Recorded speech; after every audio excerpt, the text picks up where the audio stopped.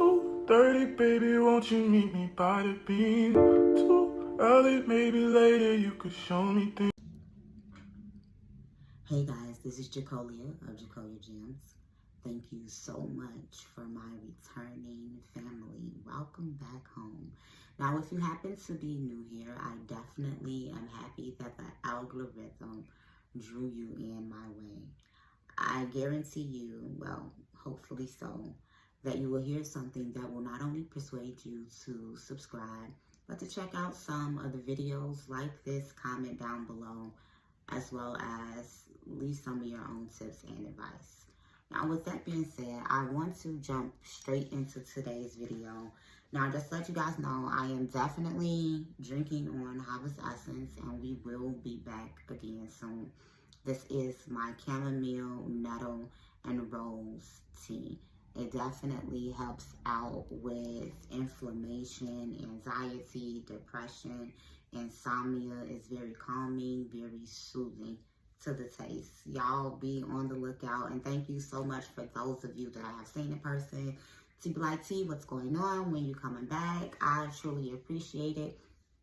For my out-of-town supporters who have bought my yoni oil, my beard oil, my body oil, my lactation oil for breastfeeding, to those of you who have used my natural lube, my anti-BV, my anti-yeast oil, for those of you who have tried out my womb care tea, XYZ, so on and so forth, I definitely appreciate the patience and the understanding that mental health comes above all else. I am excited for what's to come, you guys. So let's just jump into the topic of the video, which is 10 things we should be asking while dating. And I have so many of these questions, y'all, so I'm sure it's going to be like part 1, part 2, part 3. And this is not me co-signing dating. I still believe in biblical courting. This is me just, saying that there are just some questions that we should be asking that about 8 times out of 10, we are not truly asking, really don't even find out until you are head over heels in love with the person. And when I say ask these questions, like full on, before any emotions have been invested, before any money has been truly spent, before any time has been placed in, like, ask the hard questions up front. And the failure to vet people, to interview people, to network with people, and to get to know people is truly the cause of a lot of the effects that we see playing out today. With that being said, number 1 to ask someone is, are you legally married, separated, or divorced? I know many people do not view this the same way, so I'm going to take this and break it down. For a majority of people, divorce just means you have gone to the court and you have that paperwork in. Some people feel as if you are separated, then you are good as divorced. Some people feel like if you're living in separate bedrooms, then you're good at, it's very picky and choosy when it comes to things like this. In the Hebraic community, divorce can look like a majority of things depending on what belief system you have. You have people out there who are signed in pieces of paper telling a woman we're no longer married because they either didn't go through the courts, and I'm not saying that you have to, but they didn't go through their elders. They didn't have a dowry process. They didn't have a ceremony. They didn't have an exchanging of gifts. They did not have a wedding contract. They did not have a notary. They did not have witnesses. She did not get her last name changed. They did not have a 401k. She was not on his health insurance. And there was no legalistic standpoint. And he'll just write off and say, we're done. The Hebrew community also will look at a woman whom has been put away by her husband. No, a woman that has left her home, or her husband has left, and he has not relieved her. Some men say that she's a divorced woman because that man's no longer in the home, X, Y, and Z. But if she left the home, then she is not considered divorced. Y'all, because there's so many of y'all with so many different belief systems that watch my videos, and we know how we like to nitpick, but That's one question that needs to be asked. And whatever you do with it, that's what you do with it. 2, are you in a physical, emotional, spiritual, financial, intellectual, virtual relationship, or whatever else you could add on there with anybody? And you know, some people are very manipulative, so you really have to ask all of these things. Are you tied to anyone? Is your soul tied to anyone? That's another question you need to be asking. Like, is your soul tied to anyone? Is it anybody on the face of this earth that you are attached to in any way, shape, form, and fashion? Let me know that. Number 3, do you have feelings for your ex? And this is a wide umbrella that can come with a plethora of answers. And when I say feelings, I can be talking about disdain, distrust. I can be talking about love, lust, any type of feelings that you have for your ex that will prohibit you from completely and totally moving forward in our situation. Any feelings for your ex that would possibly contaminate anything that we can potentially have going on. And y'all, there are telltale signs of this, and maybe I'll make some videos about that soon. These are questions that need to be asked. Number 4,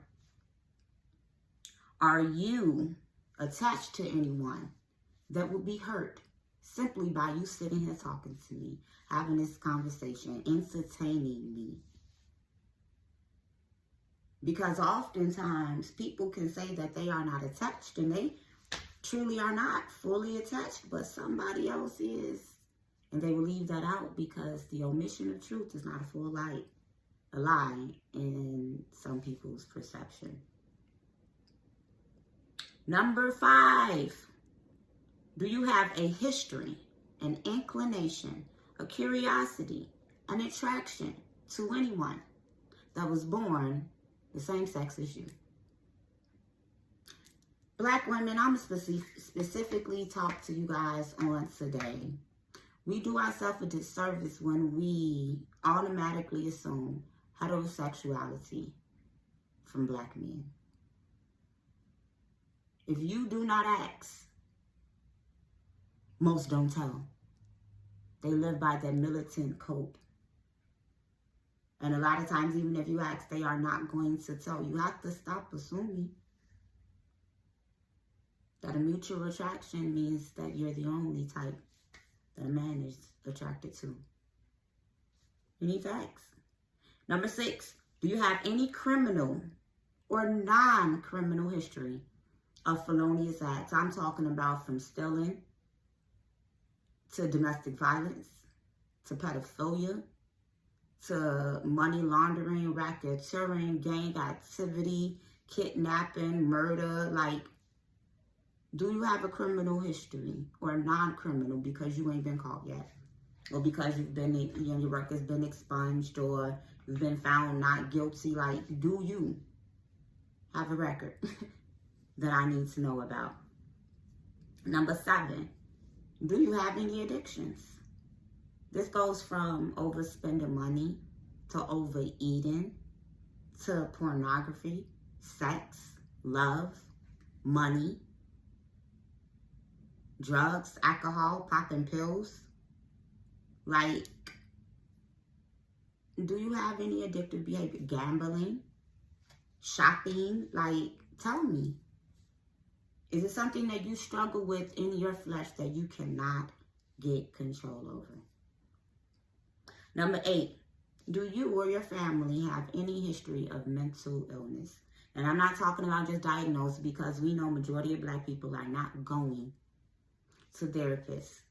And we are also well aware of the fact that in Black women specifically, some have been misdiagnosed with mood disorders as adolescents and in teenage years when they truly have high masking autism or ADHD, whereas our young boys were falsely diagnosed with ADHD because they were being compared to their white counterparts, and then they were put on Ritalin. We know that there's a cause and effect with everything. But we also need to be honest with ourselves to see that Majority of the relationships that we've seen played out in our family's histories have been two mentally ill people coming together. Food for thought. Do you have a primary health physician, therapist, pastor, mentor, success coach, business coach? Do you have another man? And this is not just, for this video isn't just for women, but I'm a woman. Do you have another man outside of your flesh and blood that holds you accountable, whom you can go to for those gut-wrenching, honest conversation? Do you? And for this video, last but not least, describe your spiritual and cultural belief system as if I am completely ignorant to any type of beliefs at all. And for me, this is one of the most, the most important one. Is because if a man is to be leader and if he is to be guide, he has to be rooted and grounded in Yahoo of the Israelites. For me, for you, whatever belief system it is. He has to have some type of roots and firm foundation in that thing. And it's best to know what someone believes in depth before you even enter into covenant with them, because then you will become in alliance with whatever it is that they say they believe and whatever it is that they do. Let's do some vetting, y'all. 10 ways that we can avoid future heartache is by asking these 10 questions. This is Jacolia.